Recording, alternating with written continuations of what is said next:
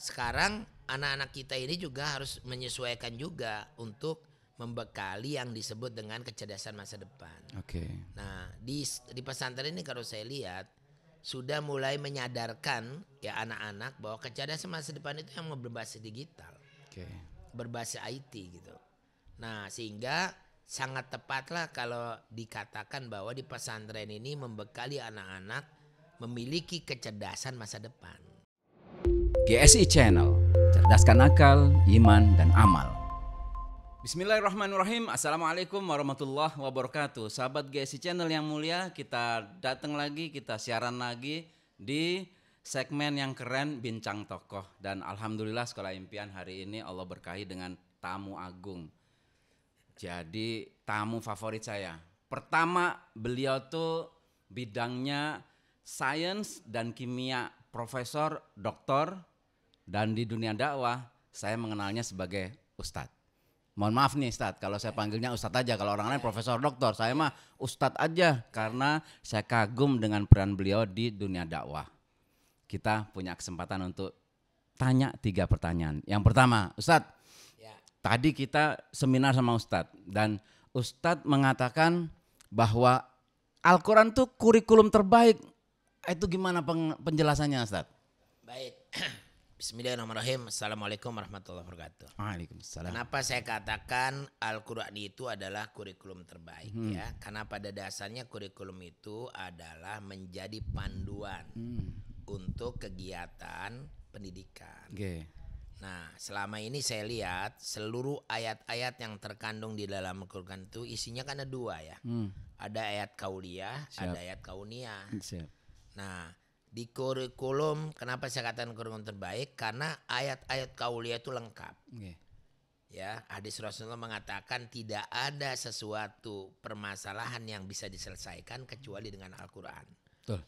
Gitu ya. Jadi Al-Quran itu solusi dan lengkap di situ. Dalikal kitabul la raiba fi hudal lil muttaqin. Petunjuk bagi orang-orang yang bertakwa. Setuju. Gitu ya. Sehingga seluruh manusia ya kalau menggunakan Al-Quran sebagai pedomannya maka akan tepat. Fa'akim wajhaka lidini hanifa fitratallahu lati fatarana sa'alaiha la tabdila fi khalqillah dalika dinul qayyim wal aksarun nasi la ya'lamun. Jelas di situ bahwa hadapkanlah wajahmu secara lurus kepada agama Allah. Yang agama itu diciptakan dalam keadaan fitrah dan manusia juga diciptakan dalam keadaan fitrah. Ibarat sekrup dengan baut itu nyatu gitu. Nah, kalau kurikulumnya dibuat oleh manusia belum tentu tahu tentang karakteristik yang harus dimunculkan. Betul. Nah, di dalam pendidikan itu kan yang dibentuk iman, ketakwaan, akhlak mulia. Jadi ada pengetahuan, ada sikap, dan satu lagi ada keterampilan gitu. Sikapnya ini salah satunya adalah sikap tuh ada sikap yang berkaitan dengan spiritual, ada moral. Dan dua-duanya ini ada di dalam Al-Quran. Semuanya ada diatur. Bagaimana kita menjadi orang yang memiliki keimanan. Ya ayyuhalladzina amanu ada 98 ayat. Betul. Ya kan? Kurikulum yang sangat lengkap. Betul. Ketika ada kata-kata ya ayyuhalladzina amanu, petunjuk bagi orang-orang beriman di situ 98 ayat. Ya. Kemudian keterampilan banyak sekali yang dimunculkan di dalam ayat-ayat Al-Quran itu yang berorientasi kepada keterampilan. Kita suruh menjadi orang yang inovasi, yang bekerja dengan baik, ya, gitu. Yang ihsan, ya ihsan itu pengertiannya adalah dia melakukan sebuah kegiatan dengan profesional. Kalau profesional syaratnya menguasai kompetensi. Di samping nanti juga ada tanggung jawab yang harus diberikan. Kemudian yang terakhir ini tentang pengetahuan luar biasa, ya. Wawasan-wawasan keislaman itu bukan hanya agama, tapi di situ juga banyak berkaitan dengan masalah-masalah ilmiah. Iqra bismi rabbikal ladzi khalaq. Bacalah untuk Tuhanmu yang menciptakan. Maksudnya adalah membaca tentang ciptaan Tuhan. Ciptaan Tuhan itu luar biasa.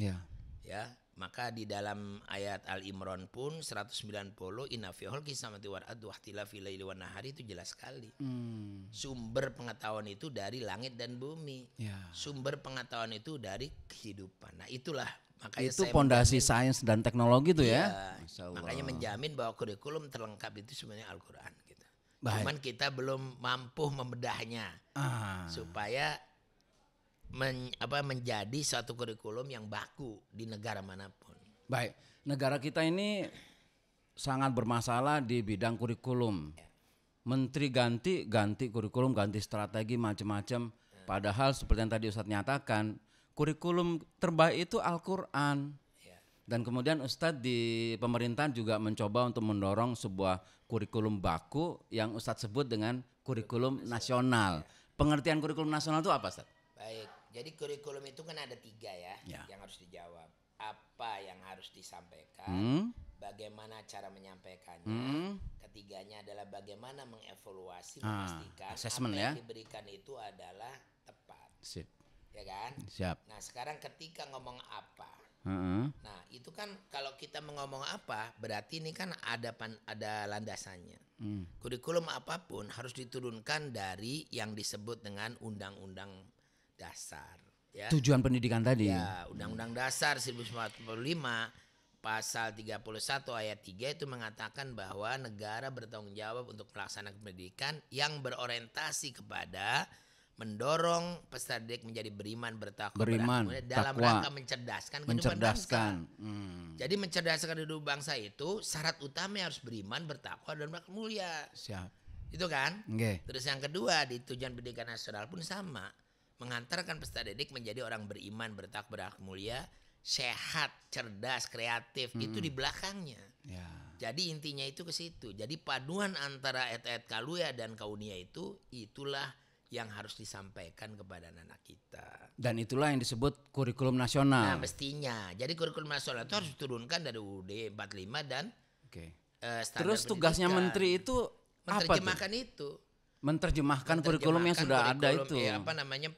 Landasan itu menjadi kurikulum. Nah sekarang operasionalisasinya bagaimana? Agar beriman dan bertakwa itu tumbuh, maka anak-anak itu kalau menurut saya nggak cukup hanya diberikan materi PAI. Karena agama itu ujungnya adalah pembentukan kepribadian. Beribadah kepada Allah. Ya. Sehingga ada yang namanya pengkondisian. Nah kalau menurut saya harus dipadukan juga dengan kegiatan-kegiatan kokurikuler. Misalnya masjid yang ada di sekolah itu sebagai basis pembinaan anak-anak gitu. Jadi belajar nggak cuma di kelas aja. Iya gitu. Karena praktek wudhu kan nggak mungkin di kelas. Betul. Praktek wudhunya ada di masjid. Belajar bersedekah berarti kita ke infaknya di masjid, ya kan? Kemudian berbagai macam kegiatan zikir ada di masjid, sehingga penguatannya itu di situ gitu. Jadi masjid sekolah itu, kebetulan saya sekarang di Dewan Masjid Indonesia, saya lagi nanti tanggal 3 sampai 5 ini ada acara bagaimana memberdayakan masjid sebagai pusat pembelajaran, pembinaan, ya. Kemudian juga pengkondisian anak-anak sehingga dia memiliki iman yang kuat tapi juga akhlaknya mulia gitu. Jadi kurikulum nasional adalah sebuah ide platform dan kemudian menteri itu mengimplementasikan, menerjemahkan. Jadi nggak setiap menteri terdorong untuk bikin kurikulum baru. Kurikulum nasional, kenapa saya sebut kurikulum nasional? Karena kan kurikulum yang menerjemahkan dari undang-undang dasar negara Indonesia. Dan juga standar nasional pendidikan. Maka cocok kalau kurikulumnya disebut kurikulum nasional, nggak usah ganti-ganti lah. Benar-benar. Gitu. Karena itu juga jadi masalah serius di pendidikan. Nah, itu yang satu metode belum selesai, kita disuruh ganti, SDM-nya belum lulus, udah ada metode baru. Belum siap. Dan contohnya terus itu duitnya duitnya banyak sekali tuh. Banyak keluar. Masya Allah. Guru-guru stres juga. Ya, gitu. Baik, Ustadz tadi sudah kami ajak ngelihat pondok kami dan seperti yang Ustadz tahu kita tuh fokus di tahfidzul Quran sama bidang IT. Kalau tahfidzul Quran saya tadi udah cerita sama Ustadz, capaian tertinggi dapat beasiswa di Timur Tengah dan kami punya hak muadalah di Al Azhar sehingga kami bisa masukkan santri pilihan ke sana gratis beasiswa. Kalau bidang IT tadi Ustadz sudah saya ajak untuk keliling expo dan melihat karya santri penghafal Quran di bidang teknologi. Saya minta komentarnya dan saya minta nasihatnya untuk mengembangkan pondok ini. Baik, kalau saya perhatikan ya, memang pendidikan ini kan harus fokus ya. Harus fokus. Salah satu yang dilakukan di pendidikan, di dunia pendidikan itu kan sebenarnya pengembangan potensi peserta didik. Nah, pengembangan potensi peserta didik ini tidak mesti harus dipaksa ya. Anak-anak kita itu kan udah pasti punya kecenderungan, baik itu potensi, minat, bakat ya. Nah, sekarang anak-anak kita ini juga harus menyesuaikan juga untuk membekali yang disebut dengan kecerdasan masa depan. Nah, di pesantren ini kalau saya lihat sudah mulai menyadarkan ya anak-anak bahwa kecerdasan masa depan itu yang berbasis digital, berbasis IT gitu. Nah, sehingga sangat tepatlah kalau dikatakan bahwa di pesantren ini membekali anak-anak memiliki kecerdasan masa depan. Ya, karena masa depan itu nggak mungkin menghindar dari IT. Teknologi. Jadi sebuah keniscayaan bahwa teknologi itu merupakan bagian yang tidak terpisahkan dari sebuah pendidikan. Ya, gitu. Cuman memang kalau saya sarankan, tadi minta saran, saya sarankan dasar-dasar ilmu sains ini juga harus diberikan dengan baik ya kepada anak-anak. Karena sains itu pada dasarnya kan mengajarkan nalar, kemudian mengajarkan cara berpikir logis gitu. Nah, sehingga karena teknologi itu bisa dilakukan manakala nalarnya benar, kemudian juga manakala kreativitas muncul. Nah, dua itu, paduan dua itu, sehingga kalau saya lihat sains ya, ilmu-ilmu sains itu mesti. Nah, sekarang kan lagi dikembangkan namanya STEM ya. Sains, teknologi, engineering, kemudian matematik. Ada juga yang STEM. STEM itu ada sains, teknologi, engineering, matematik dan art ya. Dan art dan M. M itu art itu adalah seni, kemudian juga M-nya matematik. Kenapa itu harus diberikan penguatan kepada anak-anak kita? Karena teknologi itu akan bisa berjalan dengan baik manakala dia memiliki yang disebut sains. Jadi sains itu adalah dasar dulu. Ilmu yang harus dimiliki sehingga anak-anak mempraktekkan atau menggali lebih jauh sains itu dengan teknologi itu bisa berkembang dengan baik. Gitu.